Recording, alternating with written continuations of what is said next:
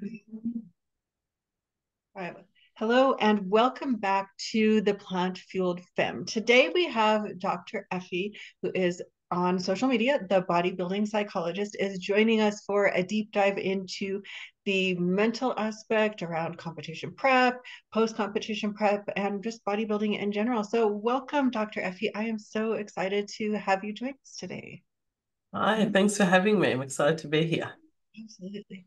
Um, so in the scope of finding bodybuilding, diving into psychology, how did you discover that those two things really went together? Yeah, for background, I've been a clinical psychologist for 20 years now, so long time, and mostly working with adults and focusing on anxiety and depression and stress, trauma, dealing with life transitions, things like that. And that was the bulk of my work and what I was doing, and absolutely loving it. And later in life, I got into bodybuilding. And when I say later in life, I mean in my 40s. I'm in my 40s now. And the way that I got into that was maybe not the typical way people get into it. I wasn't actually someone that was fit or sporty before. Always knew the importance of fitness for your health, but just dabbled in different sports and, was a cardio bunny for a while there as well. Um, but what actually happened was I went through something really significant in my life, and this was 7 years ago now. And I was in an emotionally abusive marriage, and I left that marriage after it took a lot of courage. And I've got three children as well. And once I left that marriage, I worked on myself to just get mentally stronger, and find myself again, and just find what I like, going out with friends more and things like that. And about a year later, when I felt stronger mentally, it's almost like I woke up one day and I thought, now that I'm stronger mentally, I feel like I want to be stronger physically. I feel like I want to match how I'm feeling mentally with like my body. So I thought, okay, well, I'll go to a gym. So I went to a gym, and when I was there and I saw the machines, I thought, wow, I just got really excited by that. I had someone show me around. I didn't really know what I was doing, but I went in every single day, and it felt amazing. The endorphins were rushing through me. I got a babysitter just so I can go to the gym, things like that. And so all of that felt amazing. And then COVID happened and gyms closed. And I'm in Melbourne, Australia. We had like the longest lockdown. Gyms were closed for like a year. And during that time, I dabbled in some online dating, and I met a wonderful man who's now my partner, and he was into bodybuilding. And he kind of saw that, as I'm training and getting stronger, that I'm, building muscle. And he said, you look like you put on muscle quickly. Have you ever thought about competing? And I thought, no, I'm not doing that. I'm not going out of my comfort zone in a bikini at my age. And, I've had children, I'm not doing that. And so I sort of brushed it off, but he planted a seed in my head, and that seed started to grow. And then I actually thought, actually, you know what? That is exactly what I'm going to do. I want to go out of my comfort zone, do something that really scares me. So, I had already done something that really scared me just by leaving my marriage, and I survived that. So I thought, okay, maybe that's what I'm going to do. So I looked for a coach, and I thought I want someone that can train me as well because, I was still kind of a newbie to the gym. So I found someone, and as soon as gyms reopened after COVID, I met with her and I started working with her, initially thinking I just need to get stronger to be a bodybuilder, not realizing how much more was involved. And as I worked with her, and I had to push myself to get stronger and to build the muscle. What I found was that, gosh, here I thought I was already stronger mentally. I just have to be stronger physically. What I didn't realize was that in order to push yourself, to push your body like that, to be stronger physically, you actually become stronger mentally. You need to use your mind for that. It's not just robotic that you just do the exercise and then you get bigger and stronger. You have to push past a certain comfort zone, in your mind to do that. So, as I was doing that and feeling even better and even stronger mentally, I thought, I've got to teach other people how to do this. Like I can use my skills, in psychology, in a different way and actually, kind of put the two together. So that was one aspect of it. And then as I got to do my first competition, and had to go through the diet and all the aspects of that, um, and meeting more people in the sport, and I've done a few competitions since, I noticed such a gap between mental health and competing, that there were Mhm. so many people that were struggling with their mental health as competitors. Um, and in the general population, there's of course a lot of mental health issues. But what I noticed with bodybuilders is a few different things that really got me eager to work in that field. So one was that firstly, a lot of people use gym as their therapy.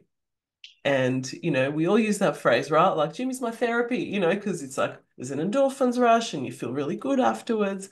Um, but if you're only using gym as your therapy, then you're still going to have issues, right? You're sweeping things under the rug, distracting yourself with something, right? Yes, it's an outlet and it feels, of course, good and it definitely helps with stress management, but it's not going to solve your problems. So what starts happening then is if you're using gym as your therapy and then you're competing and you're pushing things down, it's still there. You're pushing it down, but it's still there inside you. So, all sorts of other issues come up. Maybe part of what you're pushing down is body image issues. Maybe it is anxiety or stress or completely other things. So that was one part that really I wanted to get into to help people learn to manage what's going on in their life, and still be able to compete as well. Um, and then there's the other issues like the performance part, people really want to compete, but then as it gets hard, that struggle to push past that comfort zone to get to the stage. There's stage fright, there's self-doubt, that goes along with that as you hyper fixated on your physique.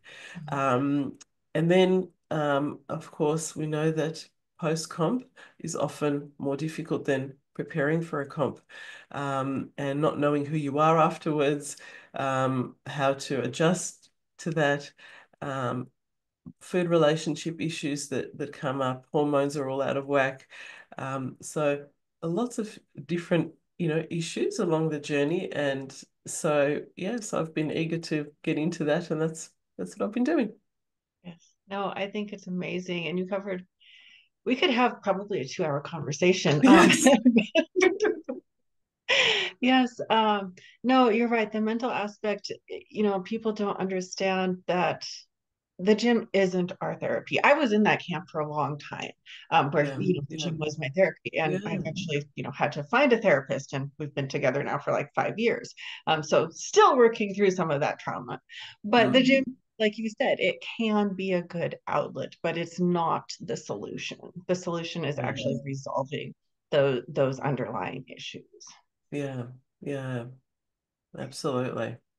Yeah, it's interesting. We have kind of a similar story, because I was not athletic at all whatsoever. I was actually like anorexic for most of my adult life.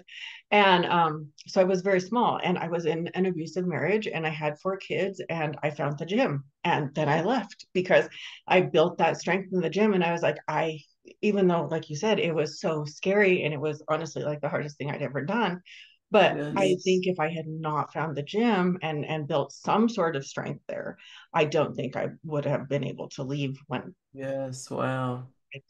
yeah. No, life Mhm. would have been Oh, way different. Like I feel like the gym, it really saved my life. And I'm oh, super grateful it's for that. amazing to hear. Well Yeah, done to you, Clarissa. Like that's an same incredible to story as you. Yeah. well.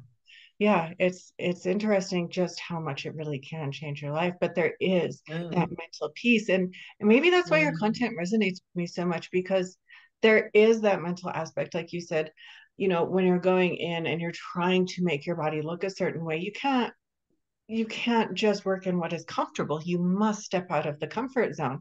And when you're Mm, tired and when you're dieting, if mm, you're already out of your comfort zone, so going to push yourself in the gym requires a lot of mental, well, toughness. mm, mm.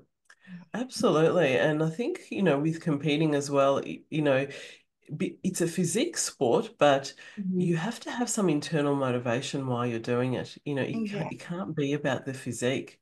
Like I said, for me, what pushed me to do it was to go out of my comfort zone on purpose. Right. And I had already learned from my life experience that every time I went out of my comfort zone, I actually became better in some way. Mhm. Something improved in my life. And I just thought, okay, this is an extreme way to do it, but I'm feeling good in the process. Like I love training, so I can take it to this next level. And you have to know that why, like why you're doing it really strongly, because when it does get really hard with the dieting, um, that's what you need to remind yourself of, because it won't be, oh, I have to keep pushing to look this way. Like it needs to be deeper than that, So whether it's like for me, I need to do this because I know I'm going to be better for it. I'm pushing myself out of my comfort zone. I'm going to learn things about myself. I'm going to be better. So that's what pushed me, but it might be different for somebody else. But I think it is important that it's connected to something internal for you. Oh, Yeah. yeah. Yeah, absolutely. You have to have some sort of an internal driver. Um, Gosh, well, I mean, even with lifestyle clients, it's, if we don't have some sort of intrinsic motivation, it's going to be very hard to achieve any Yeah. kind of goal. Yes. Yes.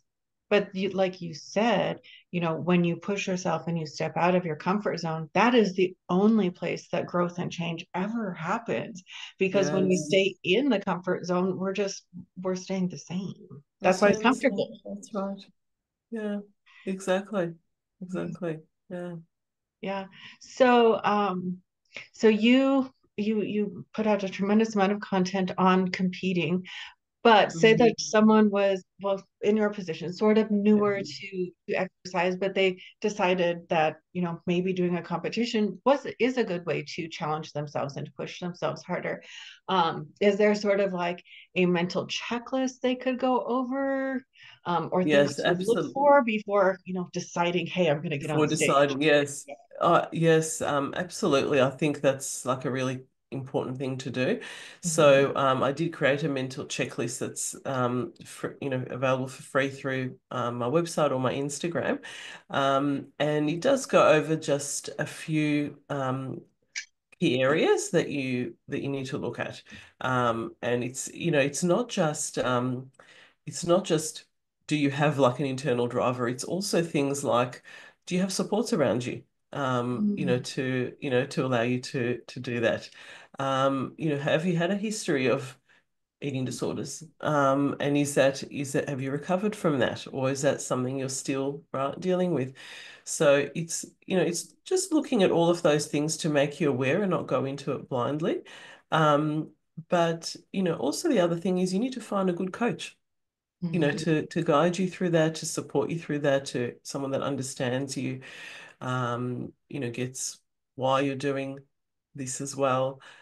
Someone you're going to feel comfortable with, because it's a long journey. So right, you need to feel comfortable with that person. So that's also, an important thing. It's not just waking up one day and thinking, I'm going to compete. It's yes, understanding if you're mentally ready, but it's also having the right people, the right tools, that sort of thing. Right, right. It really is. And something I see a lot is that, people are newer to working out and they don't understand like that it is a body building competition. Like Yes, the amount of yes, time that we have to, and especially as women, that we have to spend building muscle before we're truly ready to get on stage. It seems to be more and more underestimated. Like just because you've been yes, working out for a year does not mean that you're going to be ready to step on the stage. Well, I guess you could, yes. and you would still have like the dieting experience and the preparation experience, but you're definitely not going to bring a very competitive physique to the stage. Yes. Yeah, absolutely. That's it. And that's a huge thing to get your mind around, because I think Mhm. to the outside eye, when you Oh yeah. see these amazing physiques on stage, you think you just, oh, Right. I'll just do a bit of training and a good diet and I'll get there. There's so much more involved. And if you wanted to do more than one competition, then, after that, you are going to look different. Hmm. You can't stay stage lean like that. And I think it's getting your head around the fact that you're never going to look the same year round. Right. There'll be a growth phase, there'll be a cutting phase. Like you're just never going to look the same. And I think, again, that's something for the general population um, that's very different, because most people in the general population try to maybe maintain, the same physique year round, right? Right. Healthy, Yeah, fit physique, let's say. absolutely. But it's totally different with bodybuilders. You look at any bodybuilder, they look different at different times in the year. Right. Yes, that's so true. Because we can't. I mean, if you're going on stage and you don't win, or maybe you do, but you want to compete again and still do even better, which is the whole pursuit of, earning your pro card in any federation is always doing better. Um, and even once you earn your pro card, you're still expected to do better. Like, you have to spend that off season time building a physique. Yes. And to Yes. build a physique means we have to eat more. So, like you said, we're not going to look the same. We are going to gain more body fat. And besides, being stage lean is really, like you mentioned in the very beginning, not healthy for our hormones at No, all. no, no, not at all. Um, yeah, it might look good, but it doesn't feel good. No, So it feels horrible. yeah, yeah, yeah. So it's I think, yeah, and I think a lot of women struggle with that idea of Mhm. seeing their body change like that from, They do. stage lean to off season. Things are not going to fit you. Right. So you have to adjust to that. I mean, I've got a whole wardrobe of elasticized Oh pants. yes, yeah, same, same. It just, I've had to find brands that, I could wear to my work that are kind of, more dressy pants that are have an elastic waist because I just, rather than buying different sizes. So some things are different sizes, some things are elasticized, but I've Mhm. just sort of accepted it and I just thought that's just what you do. That is just, yeah, just what you do. Yes, Yeah, it's great. And like you said, but it can be a mental like gymnastics, I guess, because absolutely. and especially for women because they get so tied up in attaching value to the scale or looking a certain Yes. way. Um, usually at least with my clients, it's the scale, and it Yeah. is so frustrating, to see them needing validation from something that is a thing. It's not even a person. Yes. Yeah. And I think Yes. that is so hard. But if you don't take the time to build, you're not going to bring a better physique. Yeah, yeah, yeah. Look, I've been that person that, would be obsessed with what the scale says and thinking it Mhm. means a certain thing. Right. But, knowing what I know now, it really does saddens me that I did that. And when I see others do it and put so much value on that number, because also, especially in bodybuilding, each year the exact same scale weight would mean you look different, Right. Yes, right? that's true. Yes, Right? absolutely. Yeah. It's not like one scale weight means you look one way. Right. Every year as you build more muscle, that same scale weight would equal a completely different physique. That's what you would Right. hope if you're bodybuilding the right way. So Mhm. it really doesn't mean anything. You need to just park it and focus on actually following the plan and doing the right steps and, eating Mhm. well and training hard, feeling good about yourself doing it. Right. That's where the focus needs to be. Yes. Yes. Doing something because you love to do it and Yeah. because it feels good is why you should do this sport. And I think, if you're going in and you don't have a love of bodybuilding and you struggle with self-image, I think that could just be a potentially very unhappy prep for you. Yeah. Yeah. Absolutely. Yeah, so checking off the boxes on, the things that you mentioned as far as are you really ready to do a prep? Like I think that was do you struggle with an eating disorder? Because if you do, you probably should not prep right now. Like getting some help for that That's is exactly. probably This the is not better going to thing. fix. Yeah. Yeah. So, I mean, there's, you hear many stories of people recovering from eating disorders while Mhm. going for bodybuilding. Mhm.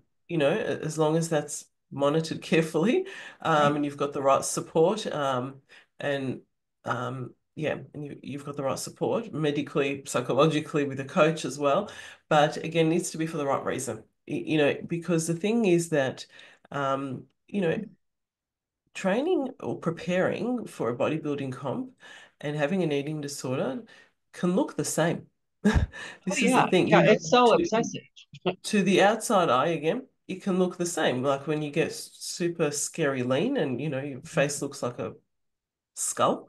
Um, you know, it can look like you have an eating disorder. But the difference between the two is the intention. So, um, when you have an eating disorder, you're essentially hating yourself, Right. and it's while when you're working towards a bodybuilding comp, that's actually an act of self-love. That's you wanting to do something better, to better yourself, to grow as a person, and push out of your comfort zone. And so it's completely different, the intention. So if someone has an eating disorder and wants to compete, we need to look at why. Why Mhm. do you want to actually do this? Is this another way just to get your physique looking a certain way? Or is it actually because you want to be stronger, you want to grow as a person? But the best thing to do is first to recover from it, and have that guidance, and then you can absolutely still look at it as a goal. It doesn't mean you have to stop doing that. Yeah, it can still be very empowering. Oh, yes. Yeah, absolutely. I agree with that 1000%. But yes, like you said, fix the root of the problem first because it's it's even worse than just going to the gym for your therapy. Like doing a comp is not going to fix an eating No, disorder. no, no. This is extreme. This It is this is. is really extreme, and like you really need to know why you're doing it. Mhm. Yeah, you really, because the why is going to help you post comp as well. Mhm. Because if you knew that you're doing this to improve yourself, right? Like the whole thing about pushing yourself out of your comfort zone, you're going to be doing that post comp as well. Yes. Yes, you have mentioned post comp a couple times, and that's a topic that I love because nobody thinks about it. They're just like, "Hooray, I did a show, and now Yes. and now what?" And then and actually, a lot of people will stop their coaching like at the end of the show, so Yes. then there's no support post show. And like you mentioned, it is the hardest part because Yes. your hormones are not right, you are absolutely exhausted, and technically your body's starving.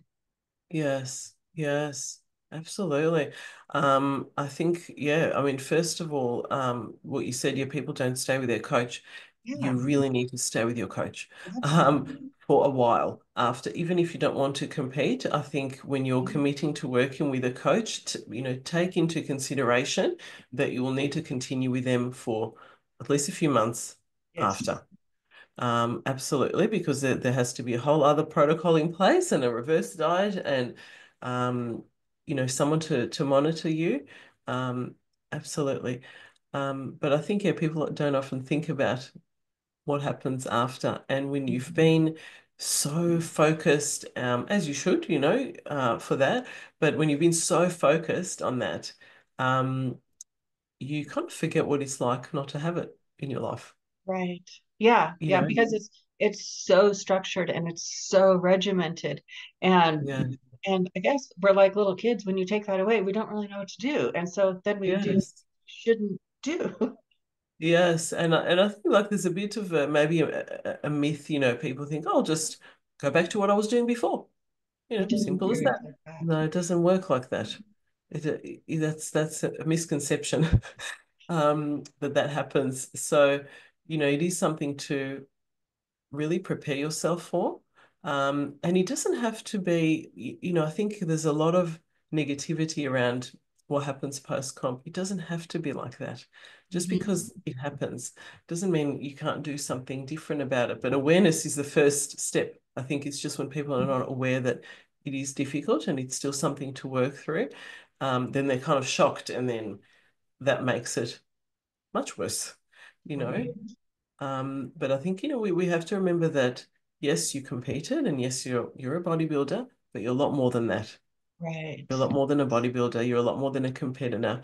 There's a lot more to your life than this. And if there isn't, then now is the time to start embracing those other aspects of your life.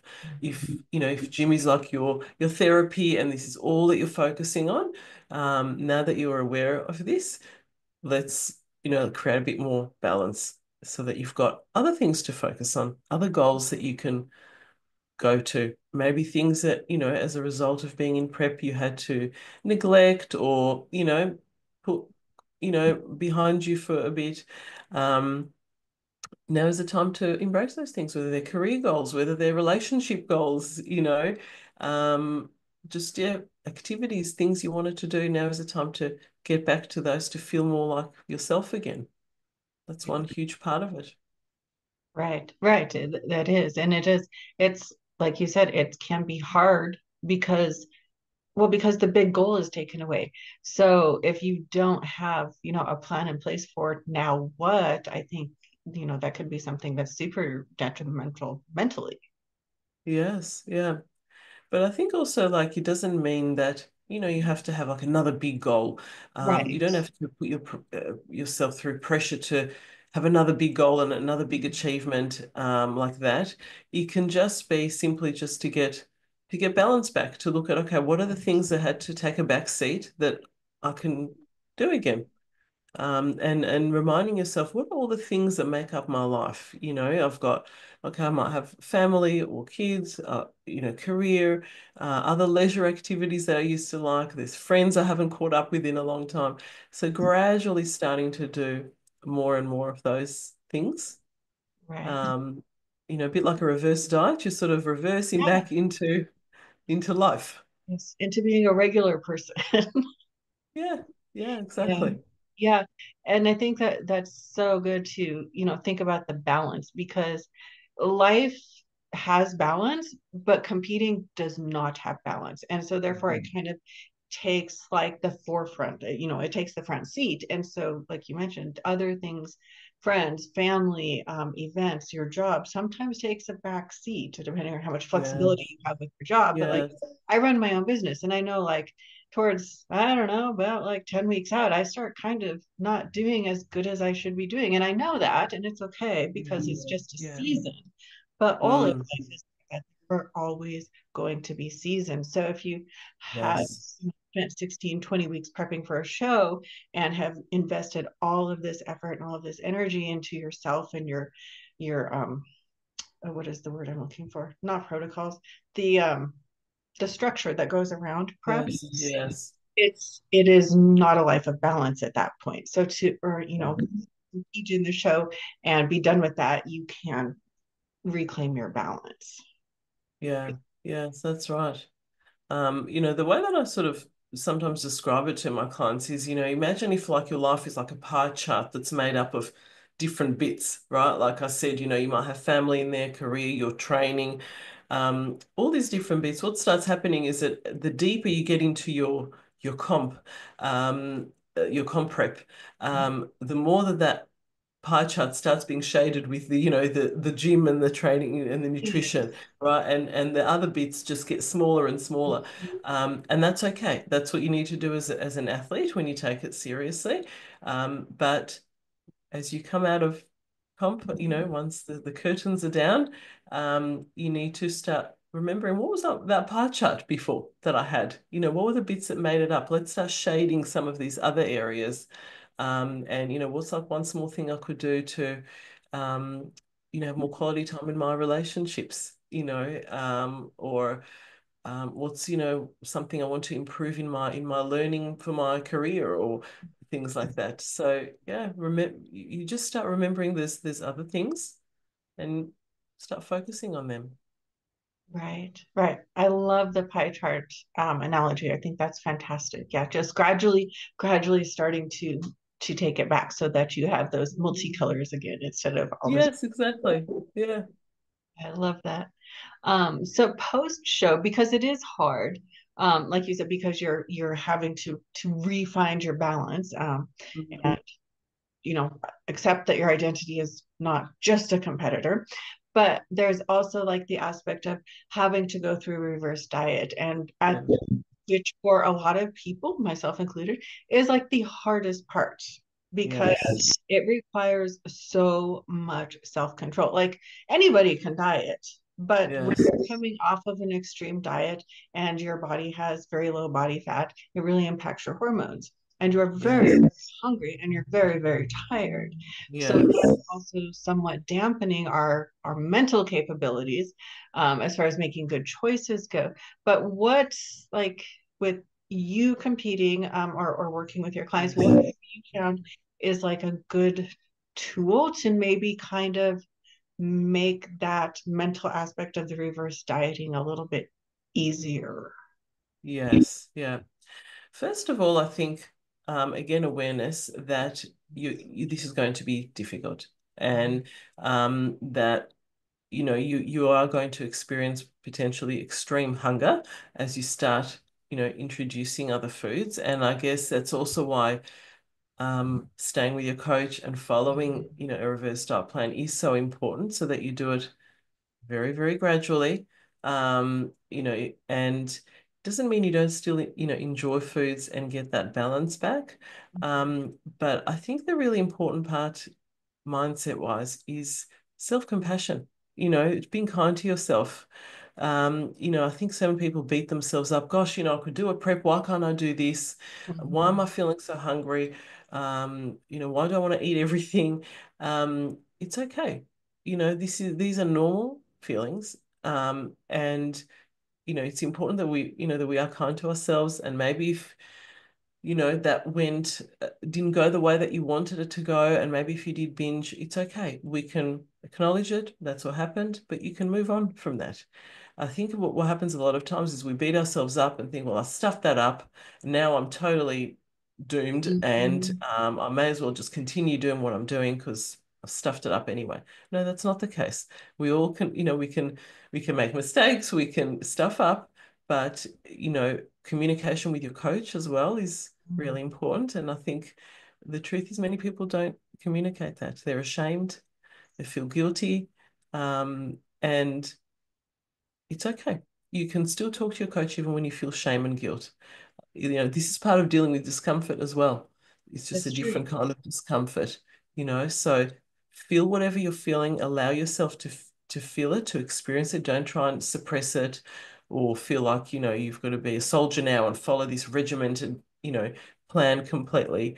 But just monitor how you're going with it step by step so that you can communicate with your coach, make any adjustments as needed. So it's not really because it's so individual. This is the other thing I have found, Mhm. that yes, you hear general themes, but it's so individual how people cope, Oh, um, yes. that it is so important to look at why are you struggling with it? Is it a physical, physiological thing that is hunger? Or is it that you're stressed and overwhelmed, and once upon a time food was a source of comfort? And a way to manage stress. And now you're going back to that. So we need to monitor why it's happening, right? Because we can't do something about a problem if we don't know why it's there. So it's another kind of learning experience to learn about yourself, to understand yourself. Um, yeah, so it's a multiple factors. Yes, it certainly is. And I just, coming from a coaching perspective, want to touch on the point that you made of communicating with your coach. If, you have hired a good coach, which I really, really hope you have, they are going to value any kind of communication that you give them, and reaching out and saying that you're struggling, or reaching out and saying, hey, I really messed up, and I ate everything in the pantry or half the contents of the refrigerator, is really helpful for us because, like you said, everything is so individual. So that we Yes. can we can possibly help you to, find an alternate activity when you're having these overwhelming feelings, um, and help you, get to the bottom of why this is happening, but also Yes. potentially helping to give you some tools to help you so that maybe these episodes don't continue. Yes, yes, absolutely. I mean, really, there's so many reasons why we Oh, eat, yeah. Yeah, please Um, tell us. yeah, there's lots of reasons why we eat. I mean, yes, of course, you eat when you're hungry, Right. but we also eat.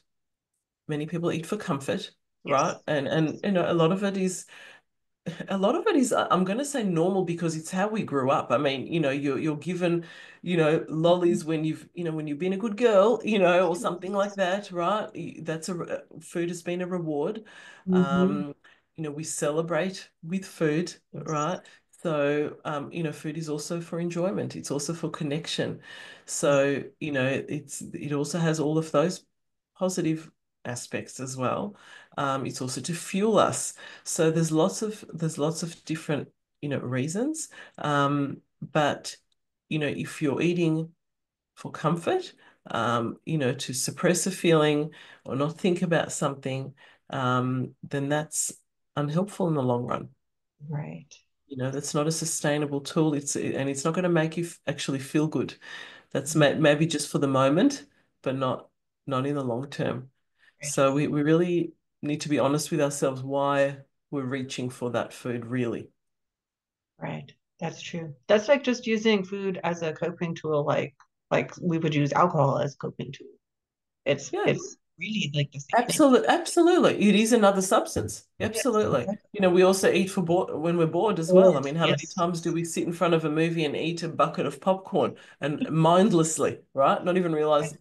that doesn't satisfy hunger. That's, No. you know. No. No. Yeah, the movie and the popcorn just goes together. I don't even know how that was a thing. And again, it doesn't mean you can't, enjoy things, but I think we Right. need to, particularly if you're working on, on yourself, on health, then, sometimes we need to put some limits on things. Yes. Yes. And like you said, identifying why. I think that finding the why, I think that's something that goes through our whole conversation is finding the why. Why do Yes, you I want agree. to get on stage? Why are you doing these things that you're doing? Um, Absolutely. yes, and I think that bodybuilding in general, if you're not just mindlessly masking everything, is a really great tool to help you actually understand yourself better. Yes, yes, absolutely. You really need to connect it to, I mean, we spoke about internal drivers, but Yeah. they really come from your values, like what really matters to you as a person. And Mhm. really is very individual. Yes. Different things matter to different people. But when you kind of think, what sort of person do I want to be?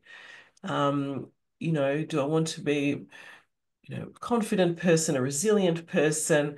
Um, Powerful person, like even like what words would you use to describe the kind of person that you want to be? And then, okay, what steps can I take to be more of that person? Right. Right. So if I give a completely different analogy, if let's say if you think about, let's say, a relationship that you might be in and you think, what kind of partner do I want to be? And you might think, okay, I want to be a really caring, loving, nurturing partner. Okay, those are values. Well, what steps can you take to be more of that caring, loving, nurturing partner? Right? You might even think in your own relationship, what could be like one thing that you could do, one step you could take, one activity you could do. Um, so you can relate that to other areas of your life. This could be in bodybuilding as well. What kind of athlete do you want to be? Right. Right. And how can I be more of that athlete? So you might be, I want to be hardworking, I want to be resilient, I want to push through hard things, all of that. Okay, how can I do more of that? And Mm. how is that going to help me in other areas of life? Because what you learn in bodybuilding has a flow and effect to other areas as well. Yes. Yes, absolutely. My whole life is proof of That's yeah. amazing. Yeah. Yeah. Yeah, no, it's so true. And I think I wish that more people understood because we definitely have, an overweight problem in our country. I'm pretty sure it's worldwide. I just haven't looked at stats in years. Yes. But I wish that more people knew that the gym isn't somewhere that you go to punish your body. Like you literally go there to change yourself, to empower yourself, and sometimes even Mm. to find yourself.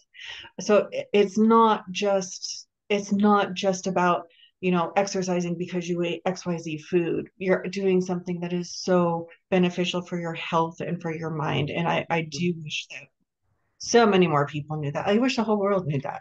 But it seems to be not, very accessible information, or maybe people just don't believe it. Yes, yeah. Look, I think obviously there's so many different when it comes to weight loss, so many different ways that you could do that. It doesn't have to be, weight training, strength training.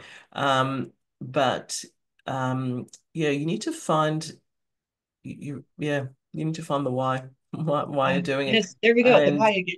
yeah, it really is about that. Because also I think a lot of people feel intimidated by the gym as well, women in particular. And, I remember for me thinking that I would feel intimidated, but actually I felt really empowered going in there. I Mhm. made a decision that this is something that I'm doing. I think for me, it also represented time out, time for me. Right. Oh, yes. Like it took a lot of logistics for me to be able to even go to a gym. As a result of my separation, I ended up being really a solo parent, so I have 100% custody of my children, and so I had to get a babysitter. I had to really organize how I get there, and so when I was there, it was like this is my time Right. and it felt Yes. amazing. So the surroundings or the people, it didn't really phase me because like I thought I deserve to be here just as much as anybody else. Yes. And it was just yeah, it really was just really empowering. And actually I felt really inspired seeing people train around me, even if most of them were men. It didn't matter. Right. I Oh, just I just exactly. loved seeing people, like working you're around people that are working hard. Right. That's true. Everyone's working on themselves. Everyone's on their own journey, working on themselves. And I just thought that was like the coolest thing. Yes, I agree. I think I felt like the same way. It was just such a wonderful, like empowering place to be. And yes, I had to go. I would go when the kids were in school. And Yes. yeah. And so it was my time. Like I wasn't cleaning the house, I wasn't making a meal. I was doing something for me. And it was the most wonderful time in my entire day. Yes. Yeah, perspective is everything, isn't it? Yeah. It You really just is. appreciate it. 100%. But I think too, them growing up with me working out like that, and then as they got older, they all did sports and everything, but they all respect exercise. Nobody struggles with food. Yes. Nobody struggles with self-image. And I think, Yes. if I hadn't chose to set that example in making myself strong and making exercise just a part of what I did every day, I think Mm. that, it probably could have ended up differently for them, and how they feel about food and how they feel about exercise.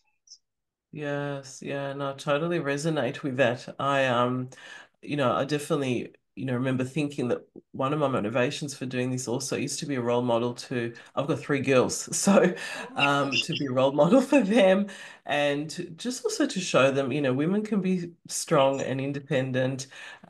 We can, have a career and still work on ourselves. Mhm. And it all comes down to decisions. You just need to make a decision that this is what you're going to do and Yes. take the steps to follow through with it. Right. Yes. No, you're so right. And once you make that decision, life is life, and it doesn't mean that we're going to be able to pursue the path 100% every single day, but we make mistakes, and that happens. Everybody makes mistakes. I made a whole bunch of mistakes when I started. And it Mm. did it did not make me a failure. It does not mean I failed.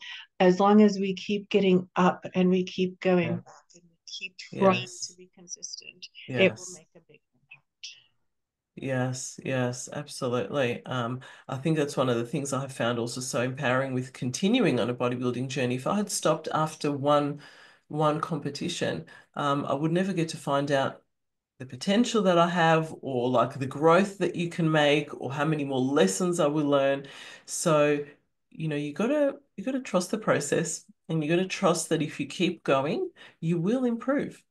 even Absolutely. if it's hard. Yes. It is hard, or everyone would do it.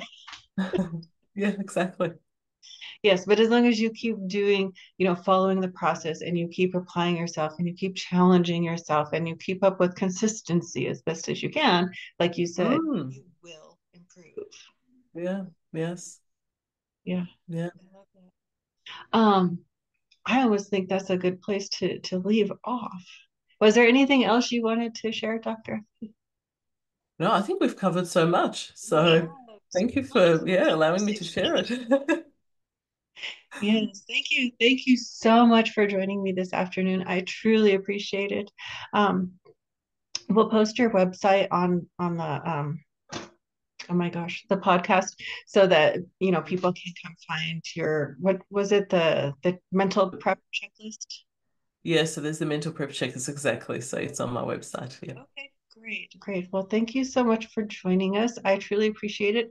If there's ever anything I can do for you, just let me know. I'd be happy to. But I'm so thankful for you joining us this afternoon. Oh, it's such a pleasure. Thanks for having me.